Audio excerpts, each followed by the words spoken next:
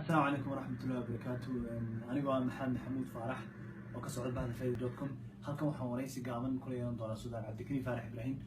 oo ah gudoomiyaha guud ee ururka cadaaladda Sanaanta ee Sime Suudaan ku soo dhawow. waa dhawahay waan mahadsantahay maxamed. Suudaan halkan waxaan kugu hayaa maanta laba saddex su'aalood oo ku saabsan ururka Sime iyo hawlihiisa iyo marxaladuhu soo maray iyo ahdaaftiisa. سؤال كوبادو بس أقول شرحيه واحد يقول أنت أوروك عدالة ديو سنات اسمه أهداف تيسة إياها كمان توحدين مريان كسروا أنت يقول حسنا وهي وسوى أحسن أرتبط صعبة يوم مدة الصوماليين إن الدعوة هذا جودهان تود مدة الإسلام قالوا حنا الله السلام عليكم ورحمة الله وبركاته بعد السلام هدي عن واحد يركع جوه أوروك السوية يسيدوا كبلامي ururka Sime waxa bilaabay dad Soomaaliyeed oo dhalinyaro badan waliba ardayda jaamacadaha ee dibadda iyo waddanka gudihiisa la joogay Soomaaliyeed oo runtii fikirkaasi uu ku dhashay in loo baahan yahay in la baabi'iyo waqtigan xaadirka aynu joogno waxa loo yaqaano dhaqanka haybsooco oo mudaya qarniyaal sanadooda soo jiray oo runtii gadoon ka dhigay noloshoodii oo dhan ummad Soomaaliyeed ka mid ah oo dhaqan iyo diin iyo af inta ay Soomaaliya wadaagtada loo wadaaga laakiin kaliya caada dhaqameed waqtigii jaahiliyadii soo bilaabatay ay sababtay in noloshooda ka gudbeyso taasay waxbarashadii dhaqaalihii iyo wax soo saarkii iyo shaqadii hadii alla ka dhigayo taladii iyo inay madaxtinimada dalka qayb galaan oo waxa weeye wax laga weydiiyo sida waddanka loo handal gareynayo oo loo maamulayo run ahaantii markii iyo dhibaatooyin kale oo dhinaca guurka iyo hagardaamooyin kale oo runtii aad u tiro badan oo haysta markii dhalinyaradu Soomaaliyeed qaybo ka mid gaar ahaan dadka ururka ka sameeya arkeen waxay garwaaqsadeen in loo baahan yahay sidii kali loogu shaqeyn lahaa sidii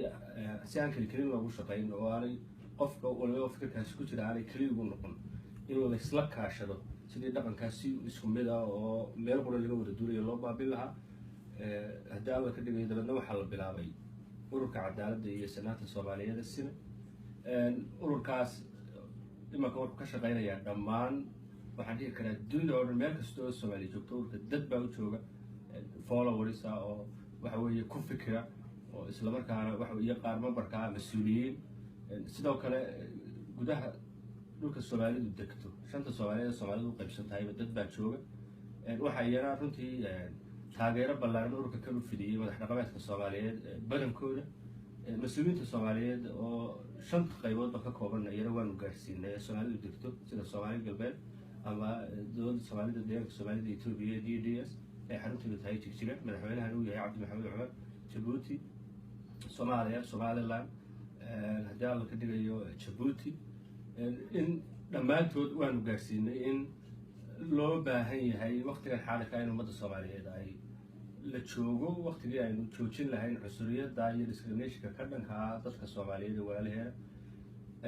runtii waxaanay markaa aanu marinaynaa meel wanaagsan runtii waa qabiyo oo waxa weeye kow ma joogto in hawsha aynu ku guuleysano laakiin rajadeedu waxa weeye waxyaalaha ugu muhiimsan imanka aanu gacanta ku haynayn dhammaan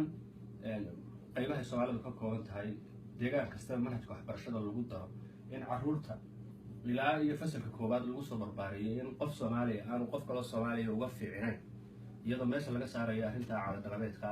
qabiilka uu yahay laakiin qofka kaga fiicnaan karo karti iyo aqoon iyo inuu qofku isagu naftiisa horumarin ku sameeyo